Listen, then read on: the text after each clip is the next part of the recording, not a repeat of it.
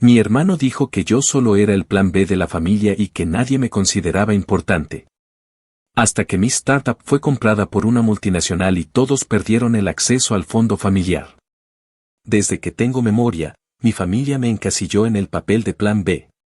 No era un apodo oficial, claro, nadie me llamaba así en voz alta como si fuera mi segundo nombre, pero lo repetían lo suficiente, con otras palabras, con gestos, con actitudes, como para que se me grabara en los huesos.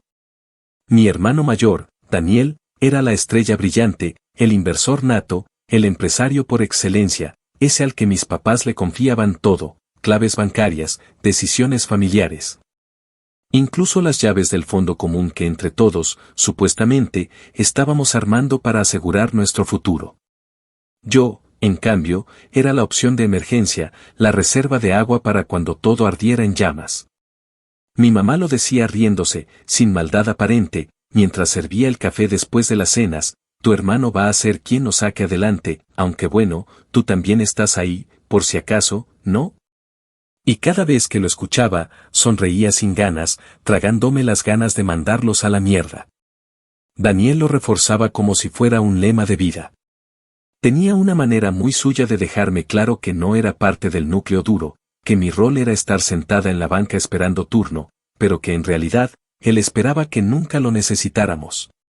En reuniones familiares, cuando hablaban de inversiones o nuevos negocios, él hacía ese gesto como de condescendencia y soltaba cosas como: bueno, a menos que nuestra ingeniera social quiera aportar algo.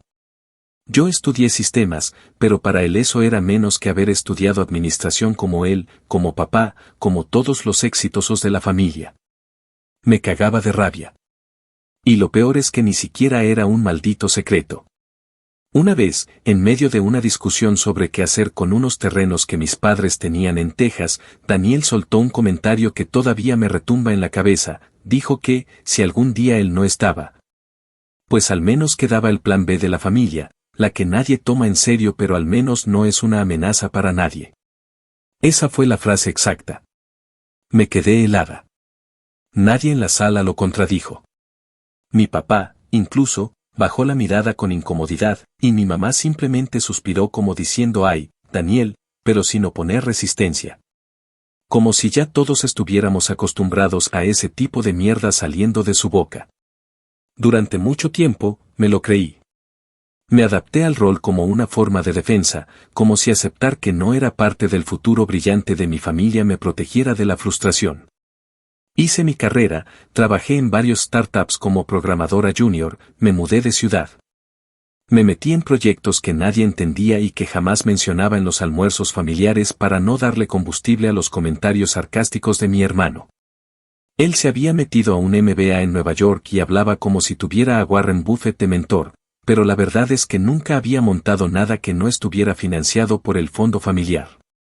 El muy cabrón se había comprado 2 autos de lujo y una casa en un barrio carísimo en Dallas con los recursos del fondo, porque según él, la imagen de un inversor es también una inversión. Y mis papás lo aplaudían. Como si no estuviera quemando dinero en ego y apariencias. Yo, mientras tanto, seguía armando mis proyectos en silencio. Nunca pedí un centavo. Nunca. Ni cuando tenía el saldo en negativo ni cuando me cortaron la luz en pleno noviembre porque no había alcanzado a pagar las facturas. Porque sabía que si me atrevía a pedir algo, me iban a mirar como la fracasada que no pudo ni sostener su plan B. Aprendí a sobrevivir con poco. Me alimentaba de esa rabia interna, de ese fuego que te quema cuando te das cuenta de que en tu propia familia no vales lo mismo que los demás. Y esa rabia fue la que me impulsó a empezar de verdad. No con la intención de demostrarles nada, al menos no al principio, sino con la necesidad urgente de que si no creaba algo mío, entonces sí iba a quedarme estancada como esa figura que flota en la periferia. Esperando a que los demás tropiecen para poder ser útil. Hasta que un día, después de una llamada especialmente humillante donde Daniel se rió porque yo aún vivía en un apartamento de una sola habitación, me dije que ya era suficiente. Que si no me daban un lugar, me lo iba a construir. Que si tenía que dejar de ser el puto plan B, iba a hacerlo a mi manera, incluso si eso significaba quemar puentes. Aunque eso sí, no tenía ni idea de que el incendio que iba a desatar sería tan grande que los iba a dejar a todos sin acceso al mismísimo fondo que tanto adoraban. Actualización 1.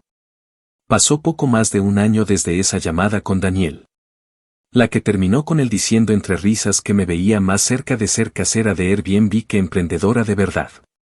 Colgó como si nada, como si no hubiera vomitado su desprecio sobre mí por enésima vez. Yo me quedé mirando el teléfono en la mesa de la cocina, con la garganta apretada, y con esa sensación maldita que me venía acompañando desde niña, esa mezcla entre rabia, impotencia y ganas de desaparecer. Pero esa vez fue distinto. No lloré. No me fui a la cama a ver series para olvidarlo. Apagué el teléfono, me serví un vaso de agua y me senté frente al portátil con una idea clara: no podía seguir postergando lo que venía masticando desde hacía meses. Tenía que construir algo. Algo real. Algo que no necesitara validación de nadie, y mucho menos de él. Tenía un cuaderno lleno de apuntes, bocetos, esquemas. Llevaba meses recopilando ideas sobre cómo simplificar la contabilidad personal y empresarial para freelances y negocios pequeños, sobre todo latinos en Estados Unidos que, como yo, se sentían completamente ignorados por las apps tradicionales. Muchos ni siquiera sabían cómo facturar correctamente. Algunos hacían sus presupuestos en papel o usando plantillas de Excel que ni entendían. Me di cuenta de que había un hueco enorme en el mercado y, más importante aún, una necesidad real. El problema era que no tenía ni $1 de inversión ni un equipo. Solo una idea, 2 manos y un portátil que de vez en cuando se congelaba. Usé una habitación vacía del apartamento como oficina. Era tan pequeña que apenas cabía una mesa y una silla de madera que recogí de una esquina en la calle con un cartel que decía Free. Las primeras semanas me levantaba a las 5 de la mañana y me acostaba a las 2. Dormía mal, comía peor, y vivía a punta de café instantáneo y ansiedad. Pero la idea avanzaba. El MVP era feo, lento y tosco, pero funcionaba. Hacía lo que tenía que hacer: organizar gastos, generar recibos, enviar reportes simples por correo y mostrarte cuánto podías ahorrar si eliminabas gastos innecesarios. Era funcional, aunque nadie más lo supiera todavía. Uno de mis excompañeros del bootcamp de programación me dio una mano sin cobrarme, solo porque creía en lo que estaba armando. Le dije que no podía pagarle, que apenas tenía para cubrir el internet, y él me respondió que prefería estar en un proyecto donde sintiera que estaba construyendo algo útil. Y no seguir picando código basura para bancos que trataban a sus empleados como desechables. Así empezó todo. Con 2 laptops prestadas, un ventilador viejo que hacía un ruido del demonio, y una promesa silenciosa que me repetía todas las noches antes de dormir: no les debo nada. Pero algún día, van a desear haberme tomado en serio. Mientras eso pasaba, Daniel se estaba comprando un Tesla nuevo. Mis papás lo mencionaban con orgullo cada vez que hablábamos. Mi mamá me mandó fotos del carro diciendo que era lo mínimo que se merecía por todo lo que había hecho por la familia. Y cuando me preguntaban en qué andaba yo, respondían ellos mismos por mí con un "ella está haciendo sus cositas de computadoras". Era como si el lenguaje que usaban reflejara lo que pensaban, que lo mío era un hobby con fecha de vencimiento. Algo que eventualmente iba a abandonar cuando me diera cuenta de que el mundo real no funcionaba con sueños sino con Excel, corbatas y reuniones familiares donde se decidía todo sin consultarme. Para financiar los primeros meses, vendí varias cosas que no usaba. Incluyendo una bicicleta eléctrica que me había regalado mi ex y que nunca terminé de usar porque me daba miedo pedalear por las colinas de San Francisco. Me dolió desprenderme de algunas cosas, pero cada centavo iba directo al proyecto. No había margen para caprichos. Ni para dudas. La idea era sobrevivir lo suficiente como para lanzar una primera versión pública, conseguir usuarios y luego tocar puertas. Me propuse no contarle nada a nadie de mi familia hasta tener algo que realmente valiera la pena mostrar. Nada de presentaciones en PowerPoint. Nada de promesas huecas. Si iba a hablar, sería con resultados, no con expectativas. Y mientras eso pasaba, mi hermano seguía paseándose por convenciones de startups, hablando de criptomonedas sin saber una mierda, repitiendo lo que leía en foros como si fuera un gurú. Decía que estaba levantando capital para una plataforma de inversión que nadie entendía y que nunca llegó a lanzar. Pero como era Daniel, todos lo escuchaban, todos lo alababan, todos lo llamaban el emprendedor de la familia. Yo, en cambio, seguía en mi rinconcito, con un presupuesto miserable, pero con la cabeza más clara que nunca. Sabía que no podía competir con él en su terreno. Pero también sabía que él jamás podría competir conmigo en el mío. Solo necesitaba tiempo. Un poco de suerte. Y un golpe de efecto lo suficientemente fuerte como para hacer temblar los cimientos del fondo familiar que tanto veneraban. Porque sí, aunque en ese momento no lo sabía, estaba sembrando la semilla exacta de la venganza que algún día los dejaría mirando desde abajo mientras yo decidía quién subía y quién se quedaba fuera. Actualización 2. Había pasado casi un año desde que empecé a construir la primera versión funcional de la app. En ese tiempo, pasé por todos los estados posibles de agotamiento, físico, mental, emocional. Hubo semanas enteras donde no salía de casa, comía cereal rancio con agua porque no me alcanzaba para leche, y contestaba correos mientras me duchaba para no perder tiempo. Pero también hubo momentos donde, aunque seguía sin un peso en el banco, sentía una satisfacción distinta, como si cada línea de código fuera un ladrillo más en la muralla que me separaría del desprecio de mi familia. Una noche, mientras corregía un bug que hacía que el sistema duplicara gastos en el balance mensual, recibí un correo inesperado. Era de una asesora financiera en Austin, alguien que había encontrado la app en un grupo de freelances latinos donde uno de nuestros primeros testers la había recomendado. El mensaje decía que le parecía prometedor, pero que lo ideal sería que pudiera presentarla en una conferencia para pymes que se haría en Texas. Me sudaron las manos como si estuviera frente a un jurado. No tenía cómo costear el viaje, ni siquiera tenía ropa decente para una presentación formal, pero le respondí que sí sin pensarlo. Ya vería después cómo me las arreglaba.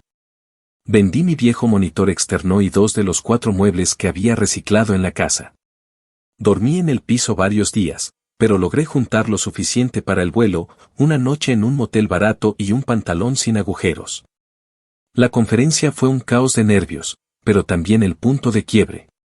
Recuerdo que esa mañana temblaba tanto que tuve que tomarme 2 cafés seguidos en un vasito de cartón y aún así sentía que iba a desmayarme.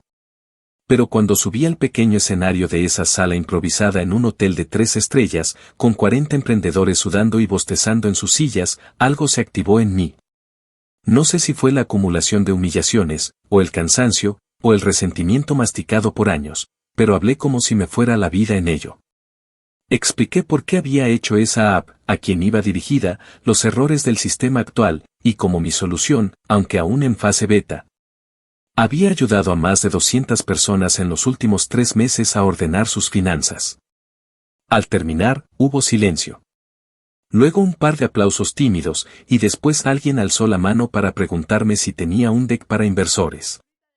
Dije que sí, aunque en realidad lo terminé esa misma madrugada en el baño del motel con la laptop en las piernas. Al salir, un tipo de unos 50 años se me acercó. Me dijo que había trabajado para varias firmas de inversión, que ahora se dedicaba a asesorar startups, y que si tenía tiempo, le gustaría tomar un café.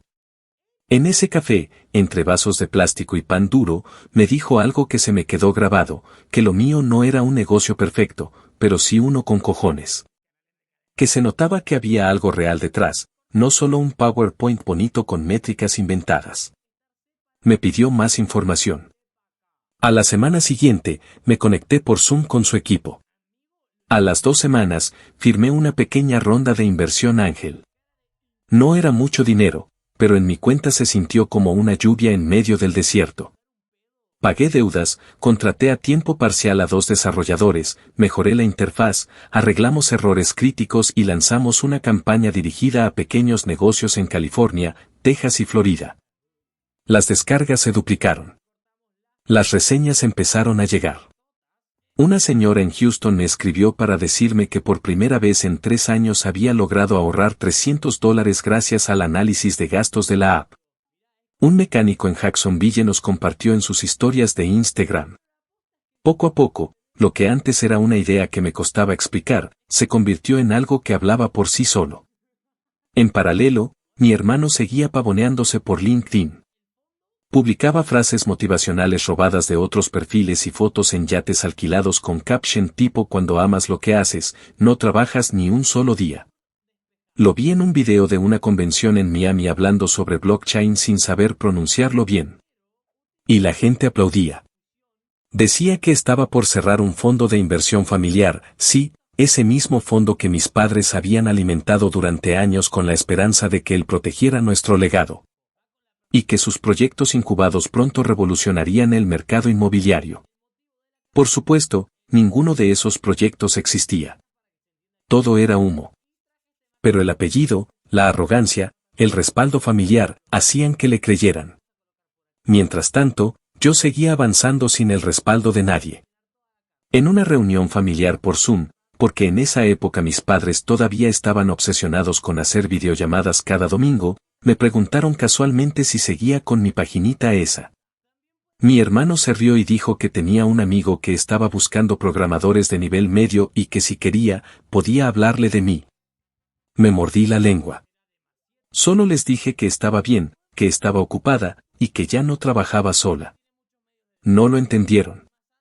No quisieron entenderlo. Pero esa noche, después de cerrar la sesión, abrí una botella de vino barato y brindé sola, no por la victoria, sino porque por primera vez en mi vida sentí que no los necesitaba. Ni a ellos, ni a su fondo, ni a su validación. Y aún sin saberlo, estaba por entrar en la fase que no solo cambiaría mi vida, sino que les volaría la maldita estructura entera de privilegios y jerarquías que tanto protegían. Actualización 3. Habían pasado 6 meses desde que cerré la primera ronda de inversión y la app ya no era un experimento agónico, sino una empresa en plena expansión. El equipo había crecido a 7 personas, todos trabajando remoto, la mayoría latinos, varios de ellos hijos de migrantes que sabían de primera mano lo que era pelear contra un sistema que no fue hecho para ti. Cada semana sumábamos más usuarios, y las métricas de retención comenzaban a mostrar una curva estable, sostenida, que para cualquier startup es como encontrar un oasis en el desierto.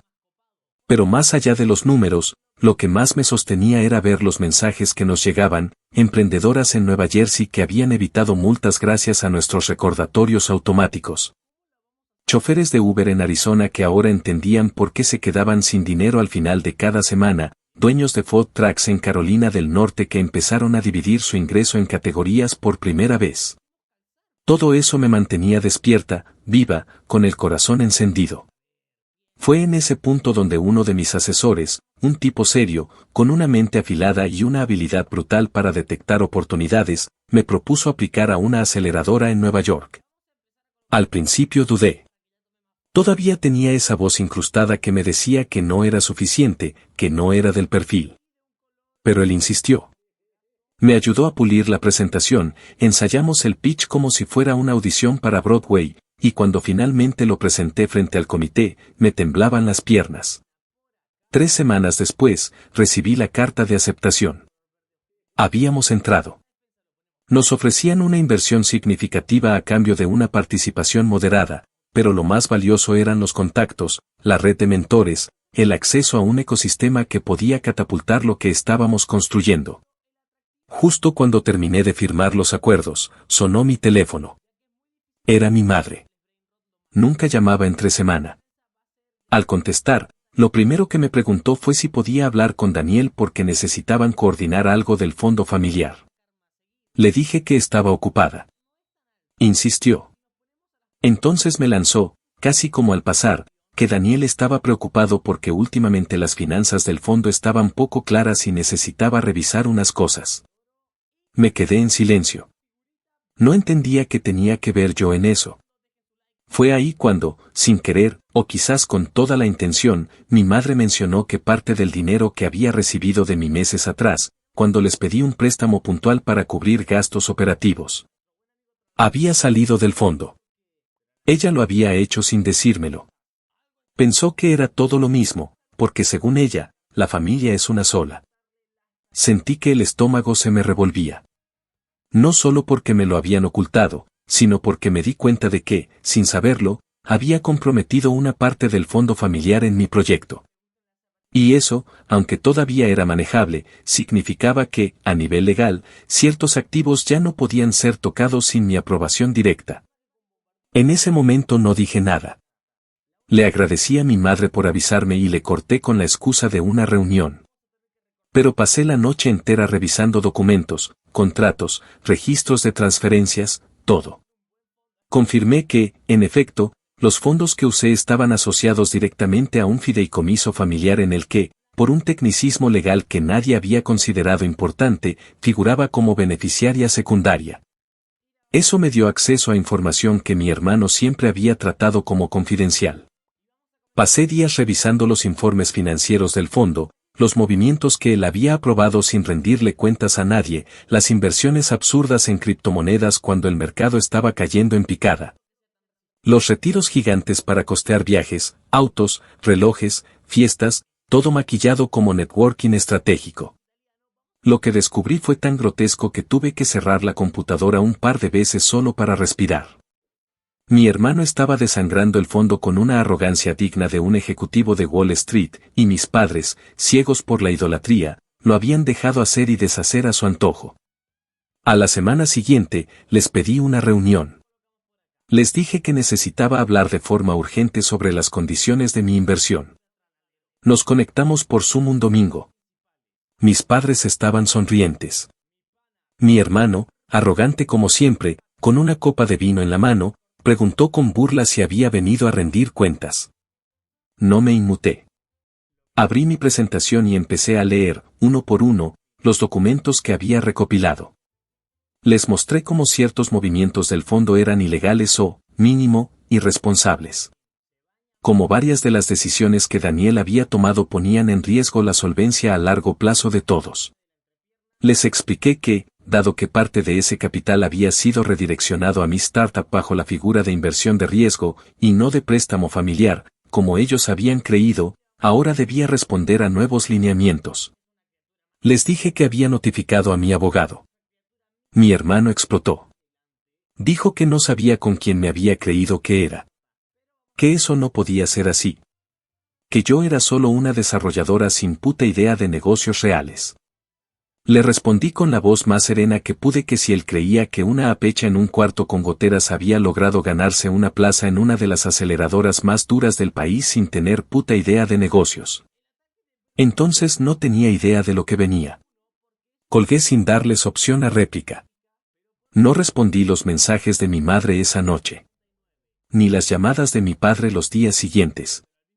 Mi abogado me confirmó después que, legalmente, al usar capital del fondo como inversión sin estipular retorno ni condiciones específicas, la empresa quedaba desligada del fondo en sí. Y yo tenía control sobre el flujo que se había usado. En otras palabras, habían metido la mano en algo que no entendían y ahora no podían sacarla sin mi permiso. Actualización 4. 3 meses después de aquella reunión por Zoom, la vida me cambió de una forma que jamás habría imaginado, y con ella, el equilibrio familiar se desplomó como un castillo de naipes. La aceleradora en Nueva York no solo me dio visibilidad, me conectó con inversores, mentores, y sobre todo, con un ecosistema de empresarios reales. De esos que no te miden por tu apellido ni por cuántas cenas familiares organizas en casas de campo, sino por lo que creas, por los resultados que produces y por la capacidad que tienes de aguantar los golpes.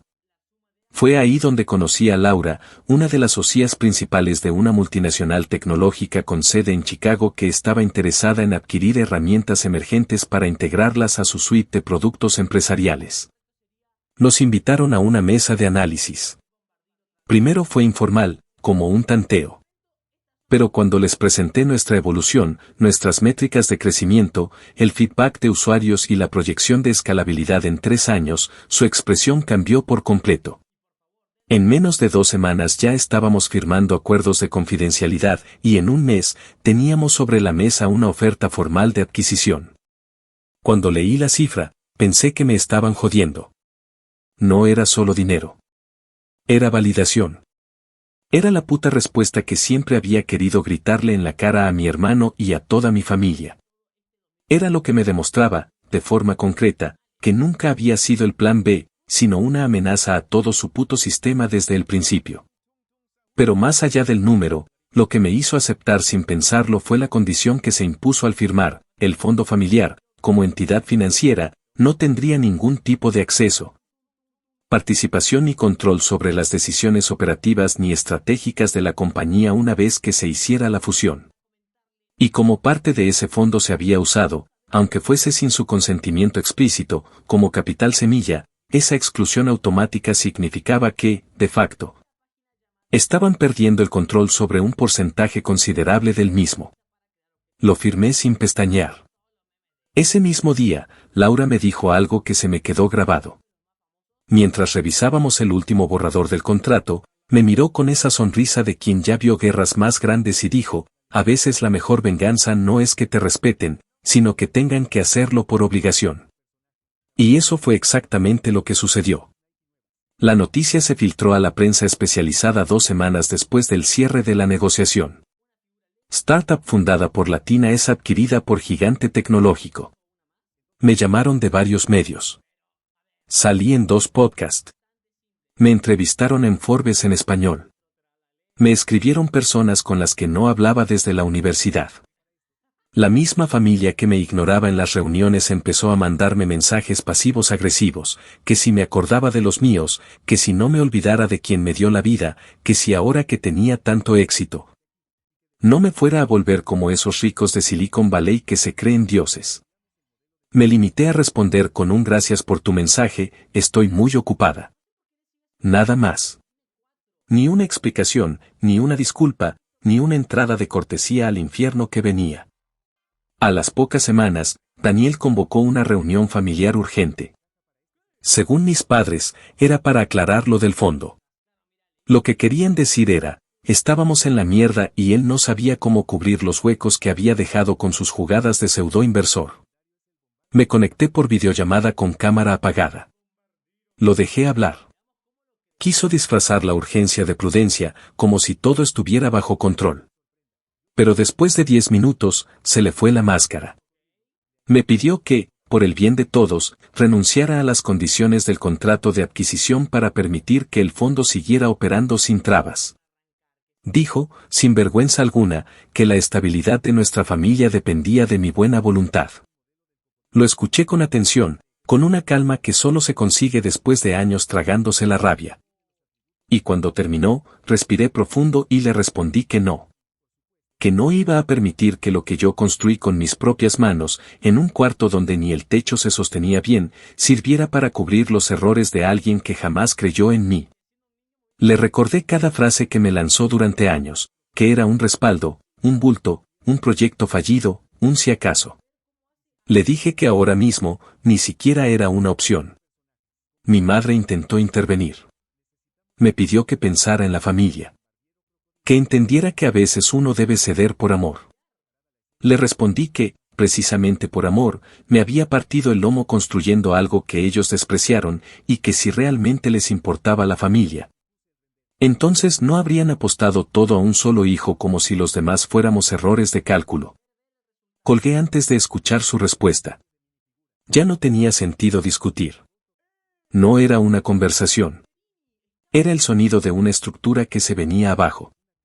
El impacto fue inmediato. El fondo entró en proceso de auditoría externa. Algunos activos fueron congelados. Daniel perdió acceso a varias cuentas que hasta entonces movía sin control. Mis padres se vieron forzados a vender una propiedad para cubrir obligaciones que antes se manejaban con recursos del fondo. Y en medio de todo eso, yo seguía trabajando, en mi nueva oficina, con un equipo que crecía cada semana, y con una paz que jamás había sentido. Porque no se trataba solo del dinero. Se trataba de haberles quitado, sin un solo grito, sin un solo escándalo, la única cosa que más valoraban, el poder. Actualización final. Pasaron 4 meses desde la venta de la empresa y el colapso del fondo familiar. El silencio fue lo primero que noté. No hubo más llamadas de mi madre preguntando si iba a ir al almuerzo del domingo. Ni correos de mi padre con enlaces a artículos de negocios que podrían interesarme. Ni un solo mensaje más de Daniel. Parecía que, por primera vez en la vida, se habían dado cuenta de que no tenían derecho a hablarme como antes. Que ese rol de plan B que tanto se esmeraron en clavarme como etiqueta se les había podrido en las manos. Yo seguía adelante, sin mirar atrás, pero no porque ya no me importara, sino porque sabía que si les dedicaba más energía, volvería a meterme en ese juego donde ellos dictaban las reglas. Y ahora, por fin, las reglas eran mías. Un día cualquiera, mientras almorzaba en el comedor del nuevo apartamento que había comprado en Brooklyn, uno con ventanas gigantes, luz natural y silencio. Ese tipo de silencio caro que en esta ciudad solo se consigue con billetes, recibí un correo con asuntos sin pretensiones, solicitud de colaboración. Lo abrí por inercia, sin imaginarme que se trataba de Daniel. El tono era tan diferente al que recordaba, que tuve que leerlo 2 veces. Decía que había estado desarrollando un nuevo modelo de asesoría financiera para empresas familiares y que pensaba que, quizás, podríamos trabajar juntos. Decía también, casi al final del correo, que reconocía mi talento y que a veces uno no valora a los suyos hasta que los ve triunfar fuera del nido. Me quedé mirándolo sin saber si reírme o simplemente bloquearlo. Pero lo que hice fue aún más simple. Respondí con un solo párrafo. Le agradecí por su mensaje, le deseé suerte en su proyecto, y le dejé claro que, por motivos contractuales y personales, no podía vincularme con ninguna iniciativa relacionada con su nombre. Ni entonces, ni nunca.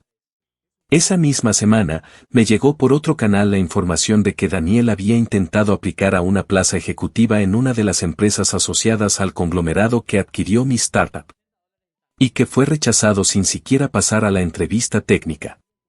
Al parecer, alguien revisó su historial y no vio nada sólido que justificara el puesto. Solo un montón de proyectos incubados sin documentación, sin resultados, sin pruebas. Me lo contaron sin saber quién era para mí. Y fue delicioso. Porque no tuve que mover un dedo. Su propia arrogancia se encargó de cerrarle las puertas que yo, en algún momento, habría estado obligada a abrirle. La gota final llegó el mes pasado, en forma de invitación. Mis padres organizaron una cena de reconciliación. Querían que fuéramos todos. Me mandaron una tarjeta física, elegante, firmada con caligrafía cursiva. Decía que la familia es más grande que el orgullo. Me reí tanto cuando la leí que terminé con dolor de estómago. No porque me pareciera ridículo, aunque lo era, sino porque por primera vez entendí algo que me había costado años asimilar: yo no les debía nada. No les debía mi tiempo, ni mi presencia, ni mi atención. Durante años me vendieron la idea de que ser parte de una familia significaba soportar, callar, aguantar. Pero nunca lo fue.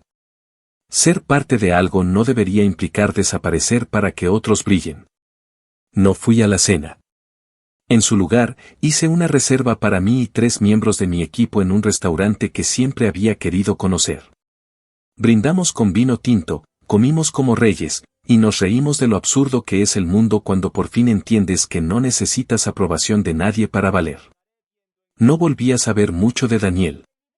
Según su perfil de LinkedIn, ahora se describe como consultor independiente en innovación financiera, lo que básicamente significa que nadie lo contrata y se inventa cargos para no parecer un desempleado más.